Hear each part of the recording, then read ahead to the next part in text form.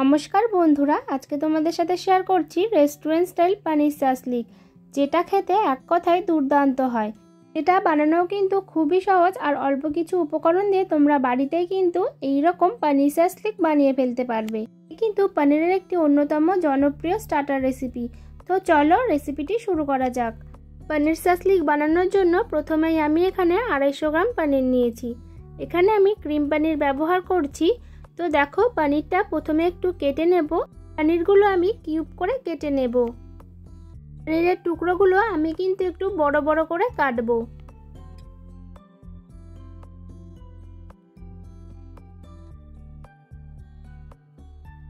পনিরটা কেটে নেওয়ার পর এরপর আমি একটা রেড বেল পেপার নিয়েছি, সেটাও কেটে নেব।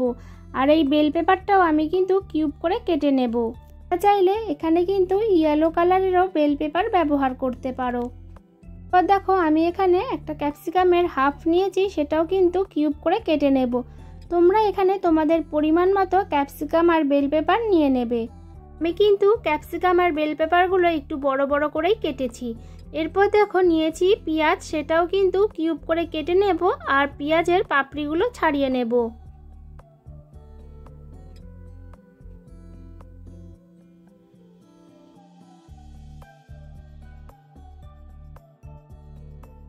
দেখো সব সবজিগুলো কেটে নেওয়ার পর একটা ম্যারিনেশন রেডি করে নেব।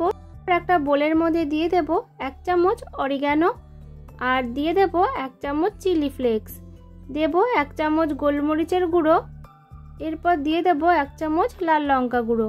তোমরা যে যেরকম ঝাল খেতে পছন্দ করো সেই অনুযায়ী লঙ্কার গুঁড়ো দেবে। দিয়ে দেব 1 চামচ জিরে গুঁড়ো, এরপর দিয়ে দেব 1 চামচ কাশ্মীরি লঙ্কার গুঁড়ো আর দিয়ে দেব কিছুটা ধনেপাতা কুচি। এরপর দেব 2 চামচ কর্নফ্লাওয়ার, দেব 1 টেবিল চামচ সয়া সস আর দিয়ে দেব 2 থেকে 3 টেবিল চামচ মতো টমেটো কেচাপ। এখানে আমি টমেটো কেচাপের পরিমাণটা একটু বেশি ব্যবহার করছি। এরপর সব কিছু একটু ভালো করে মিক্স করে নেব। সব কিছু একটু মিক্স করে নেওয়ার পর এখানে আমি দিয়ে দেব 2 টেবিল চামচ মতো রিফাইন্ড অয়েল, দেব পরিমাণ মতো নুন, আমি হাফ চামচ নুন দিয়ে দিচ্ছি। তোমাদের পরিমাণ মতো নুনটা অ্যাড করে দেবে। আবারও সব কিছু ভালো করে একটু মিক্স করে নেব। মিক্স করে নেওয়ার পর এখানে আমি বেল পেপারটা অ্যাড করে দেব। এরপর দিয়ে দেব কিউব করে কেটে রাখা ক্যাপসিকাম আর দিয়ে দেব কিউব করে কেটে রাখা পেঁয়াজ, দিয়ে মশলার সাথে ভালো করে একটু মিশিয়ে নেব।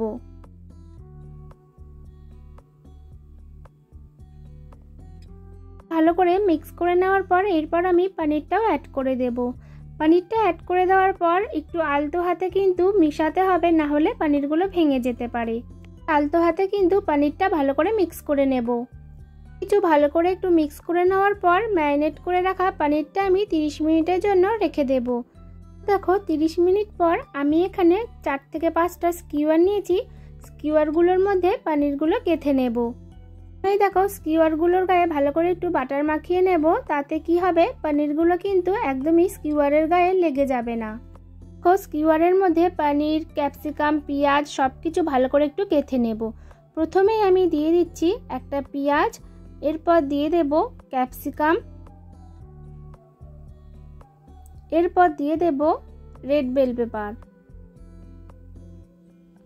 দিয়ে দেব পনির, এরপর দিয়ে দেব আবারও একটা পেঁয়াজ, দেব রেড বেল পেপার, এরপর দেব আবারও ক্যাপসিকাম, দেব পনিরের টুকরো, আবারও দেব একটা পেঁয়াজ, দেব ক্যাপসিকাম। কীরকম পদ্ধতিতে আমি বাকি স্কিওয়ারগুলোও রেডি করে নেব।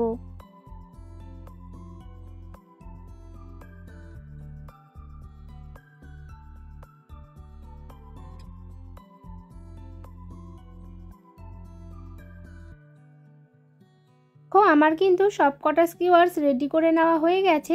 এরপর একটা প্যান গরম করে নিয়েছি, তাতে দিয়ে দেব 1 টেবিল চামচ বাটার, এরপর দিয়ে দেব 1 চামচ মতো সাদা তেল।